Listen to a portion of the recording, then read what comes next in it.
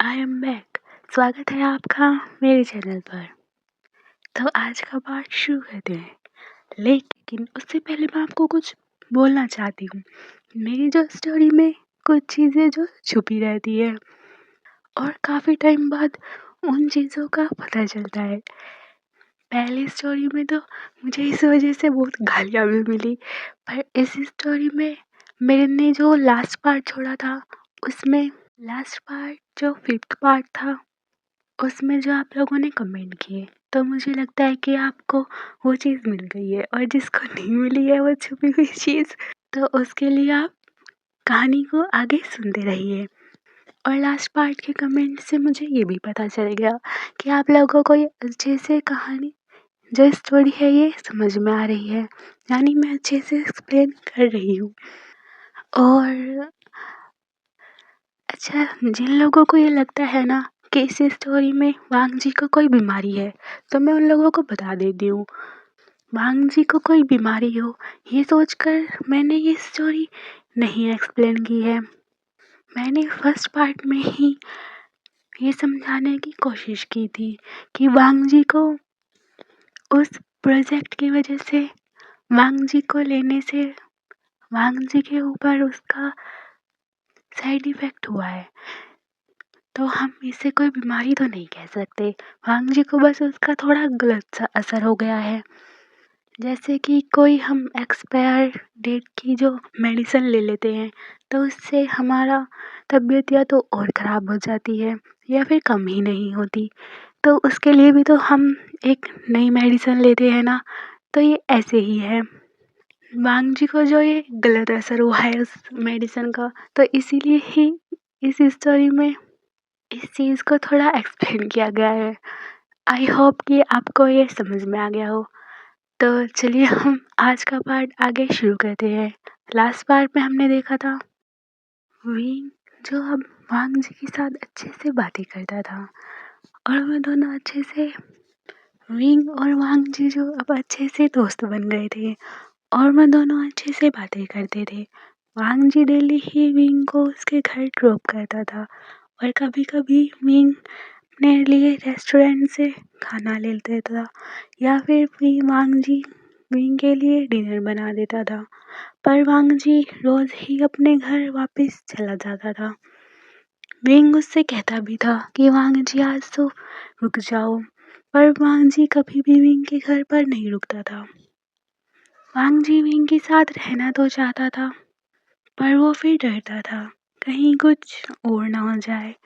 वांग जी wing के साथ और भी ज़्यादा टाइम स्पेंड करना चाहता था, पर फिर वो हार मान जाता था और वो वापस से अपने घर चला जाता था। वांग जी अब ऐसे ही विंग को उसके घर तक छोड़ने जाता और उससे फ़ोन पर बातें करता।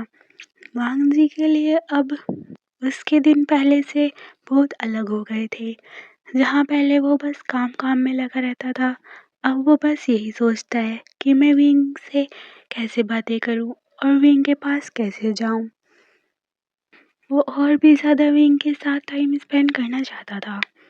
वो बिल्कुल भी विंग से अलग नहीं होना चाहता, पर फिर भी रात के टाइम उसे अपने घर जाना ही पड़ता था। वांग जी घर जाकर भी विंग को टेक्स्ट करने लगता या उससे फ़ोन पे बातें करता। वांग जी जब विंग के साथ कार में उसके घर तक ड्रॉप करता, बस इतना ही समय वांग जी के पास होता था विंग के साथ, या फिर कभी जब वो खाना बनाने जाता विंग के घर पे, बस इतने ही समय तक वांग जी विंग के साथ रहता था। वांग जी को बस यही समय मिलता था विंग के साथ बातें करने का और उसके साथ रहने का। इधर विंग भी अब वांग जी की कंपनी एंजॉय करने लगा था।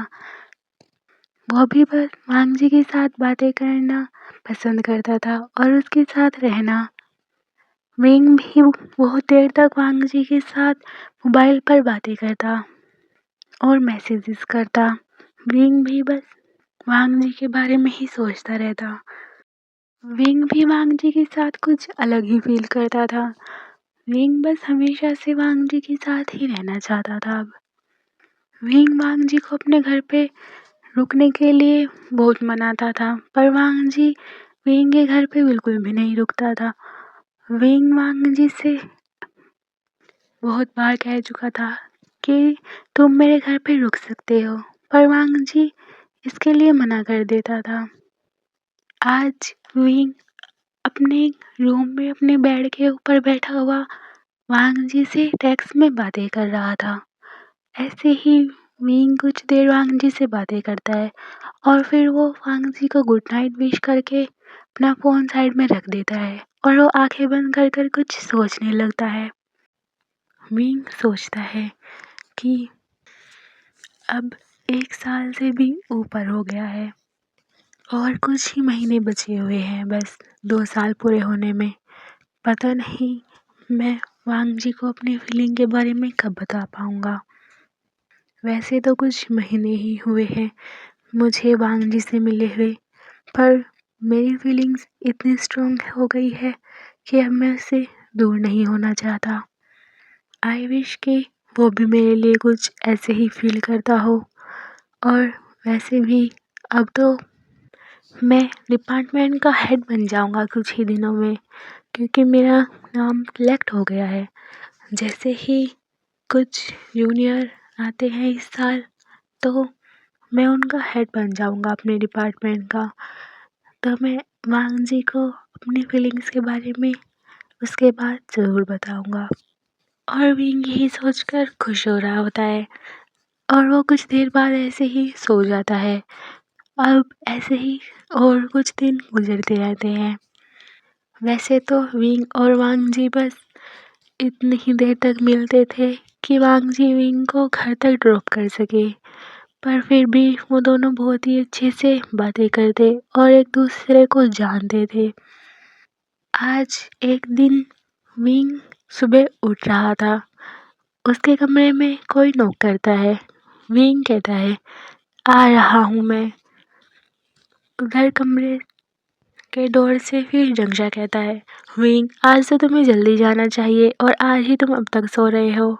जंगशा और निहुशन जो अब अपने घर से वापस आ गए थे और वो दोनों भी विंग के साथ वहीं पर रहते थे। फिर विंग कहता है, हाँ जंगशा, कुछ देर और सोने दो ना, फिर मैं आ जाऊँगा। जंगशा कहता है, तुम आज फिर क्या बिना ब्रेकफास्ट करे ही जाओगे?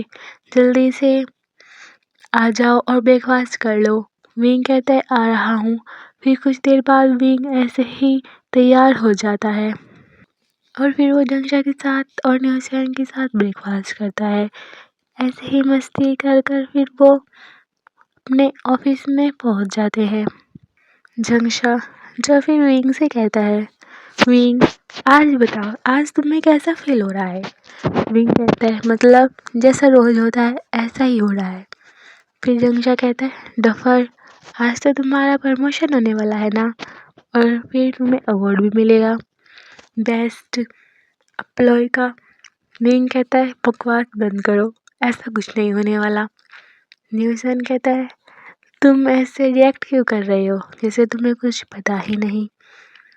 फिर जंगशा कहता है, हाँ तुम्हें तो सबसे पहले बताया गया था ना इस बारे में। विंग कहता है, तुम किस वक्त की बात कर रहे हो? जंगशा कहता है, वही जब तुम पहले दिन इस कंपनी में आए थे और तुम्हें बॉस ने कहा भी था कि तुम ही एक दिन अपने डिपार्टमेंट के हेड बनोगे। विंग उस दिन को याद करने लगता है। विंग याद करता है कि मैंने उस दिन ही वांग जी को पहली बार देखा था जब वो बॉस के साथ खड़ा हुआ था। वो याद करता है कि वांग जी उसे किस तरह देख रहा था और वो भी बस कंटिन्यू हुई वांग जी को देखे जा रहा था। वांग जी ये सब याद करके मुस्कुराता है। तभी न्यूसेन कहता है, क्या हुआ वी ब्रदर, आप क्यों मुस्कुरा रहे हैं? विंग कहता है, कुछ नहीं, और वैसे ही फिर ऑफिस में पहुंच जाते हैं। कुछ समय बाद ऑफिस में एक बड़ी मीटिंग रखी जाती है जिसमें विंग को अपने डिपार्टमेंट का हेड चुना जाता है। वहाँ पर सभी के लिए कांग्रेस किया जाता है। सभी को अपने अपने पोस्ट के बारे में जेबूजून बताते हैं वहाँ पर जेबूजून थे और उनका सेक्रेटरी था। विंग तो बस वांग जी को ही ढूंढ रहा था। विंग सोच रहा था कि इतनी बड़ी मीटिंग है तो वो क्यों नहीं है यहाँ पर। वो विंग चाहता था कि वांग जी भी यहाँ पर होता और वो उसे ऐसे नॉमिनेट होते हुए देखता। पर विंग फिर जब वांग जी को वहाँ पर नहीं देखता तो वो थोड़ा उदास हो जाता है। कुछ समय बाद अब विंग अपने कैबिन में बैठा हुआ था और वो बस वांग जी के बारे में सोच रहा था। कुछ दिनों से तो वांग जी ने विंग को अब घर भी ड्रॉप करना बंद कर दिया था। विंग बस वांग जी से मैसेज के थ्रू ही बातें करता था या फिर कभी ऑफिस में अकेले में बस वैसे ही बातें हो जाती थी। पर ज़्यादा लंबे समय तक विंग वांग जी से नहीं मिल पाता था। अब हम इधर वांग जी को देखते हैं जो अपने रूम के कंप्यूटर के सामने बैठा हुआ था और वो स्क्रीन में कुछ देखकर बस मुस्कुरा रहा था। वांग जी सोचता है, हाँ वैसे तो मैं भी विंग से मिलना चाहता हूँ, पर उसके पास हमेशा ही कोई ना कोई होता है तो मैं उससे कैसे बातें करूँ। कभी तो वो अपने काम में बिजी रहता है और मैं बस यही सोचता रहता हूँ कि मैं उससे कैसे बातें करूँ। मोबाइल में भी इतनी कुछ ज़्यादा बातें नहीं हो पाती हमारी। पता है नहीं मैं अब हमेशा ही उसके बारे में क्यों सोचता रहता हूँ। यहाँ तक कि अब तो मैंने उसके कैबिन में कैमरा भी लगा दिया है जिस वजह से मैं अब उसे अपने कंप्यूटर में देख पा रहा हूँ। बस मेरी तो उससे नज़रें ही नहीं हटती और बस मैं उसके पास ही रहना चाहता हूँ।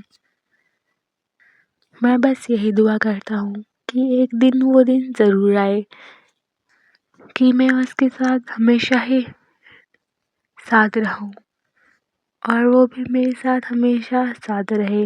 वांग जी यही सब सोचकर अपने कंप्यूटर की तरफ देखकर बस मुस्कुराए जा रहा था। इधर विंग जब अपने कैबिन में बैठा हुआ कुछ सोच रहा था और कुछ काम भी कर रहा था। फिर ऐसे ही कुछ समय बाद शाम हो जाती है। जंगशा विंग के कैबिन में आकर कहता है, क्या तुम्हें घर नहीं जाना, चलो घर चलते हैं। विंग फिर जंगशा की बात सुनकर अपना काम वगैरह ख़त्म करके जंगशा के साथ घर की तरफ जाने लगता है। आज भी विंग उसी बस स्टैंड के पास खड़ा हुआ था। विंग की नज़र फिर एक काली कार पे जाती है और वो उसे देखकर मुस्कुराता है। विंग सोचता है शायद ये वांग जी होगा और वो सच में ही वांग जी होता है। वो विंग को उसके घर तक ड्रॉप करना चाहता था पर उसके साथ दंगशा और न्यूसेन भी थे। विंग न्यूसेन और दंगशा की तरफ देखता है फिर वो धीरे धीरे उस कार की तरफ जाने लगता है। जब वांग जी ये देखता है कि विंग उसकी तरफ आ रहा है पहले तो वो सोचता है क्या मैं इससे कहूँ कार में बैठने के लिए। पर विंग जैसे ही उसकी तरफ आ रहा होता है तो पीछे से दंगशा आवाज़ लगा देता है, विंग किधर जा रहे हो, देखो हमारी बस आ गई है। जब वांग जी ये सुनता है तो वांग जी अपनी कार को लेकर वहाँ से ले जाता है और विंग भी फिर दंगशा के पास आ जाता है और वो बस में बैठ कर घर चला जाता है। पर उसने सोचा कि वांग जी ने ऐसा क्यों किया, वो मेरे पास क्यों नहीं आया मिलने। विंग यही सब सोच रहा होता है। फिर कुछ समय बाद विंग घर पे आ जाता है और वो फिर अपने रूम में फ्रेश वगैरह होकर अपने फ़ोन से वांग जी को कॉल करने का सोचता है। इधर वांग जी भी जब घर पे आ जाता है तो वो सोचता है आज तो मैं बच गया, वरना कहीं विंग को कुछ पता ना चल जाता मेरे बारे में। वांग जी भी फ्रेश वगैरह होकर अपने रूम में लेटा हुआ था। तभी फिर उसके पास विंग की कॉल आ जाती है। विंग फिर कॉल अटेंड करता है। वांग जी विंग को हेलो कहता है। विंग भी वांग जी को हेलो कहता है। विंग फिर वांग जी से पूछता है कि तुम कैसे हो। वांग जी कहता है मैं ठीक हूँ, तुम कैसे हो। विंग कहता है मैं भी ठीक हूँ, हमने कितने दिनों बाद कॉल की ना। वांग जी कहता है हाँ तुम कुछ ज़्यादा ही बिजी रहने लग गए। विंग कहता है हाँ ऐसा ही कुछ। फिर विंग वांग जी से पूछने लगता है, वांग जी क्या तुम आज ऑफिस आए थे। वांग जी कहता है नहीं, मैं आज कंपनी नहीं गया था। विंग कहता है पर क्यों, आज तो बड़ी मीटिंग थी ना। वांग जी कहता है हाँ, पर मैंने तुम्हें बताया था ना कि मुझे ज़्यादा लोग और भीड़ भाड़ ज़्यादा पसंद नहीं है, इसीलिए मैं उस मीटिंग में नहीं गया। बस ब्रदर ने ही उसे अटेंड किया। विंग कहता है ओह अच्छा ठीक है। फिर वांग जी विंग को कांग्रेट विश करता है। विंग भी वांग जी को थैंक्स कहता है। वांग जी कहता है तो इतने महीनों में तुम आखिरकार तुम्हें प्रमोशन मिल ही गया। विंग कहता है हाँ तुमने सही कहा। विंग कहता है कल संडे है तो इसलिए मैं अपने दोस्तों के साथ पार्टी पे जा रहा हूँ, क्या तुम भी मेरे साथ आओगे। वांग जी कहता है नहीं, मैं नहीं आऊँगा।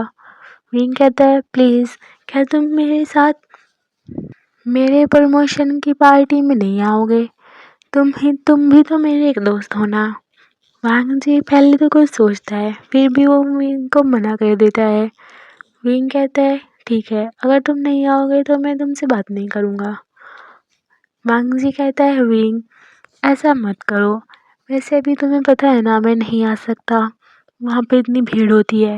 विंग कहता है ठीक है, तो जब पार्टी ख़त्म हो जाएगी क्लब में और मैं जब मैं पार्टी के बाद घर जाऊँगा तो मैं तुम्हें घर के रास्ते में मिलूँगा, तुम वहाँ पे आ जाना और फिर मैं तुम्हें वहाँ से कहीं लेके जाऊँगा। वांग जी कहता है कहाँ पर। विंग कहता है पहले तुम मेरे साथ चलना तो सही। वांग जी कहता है तुम्हें पता है ना मैं कंपनी और घर से कहीं और नहीं जाता।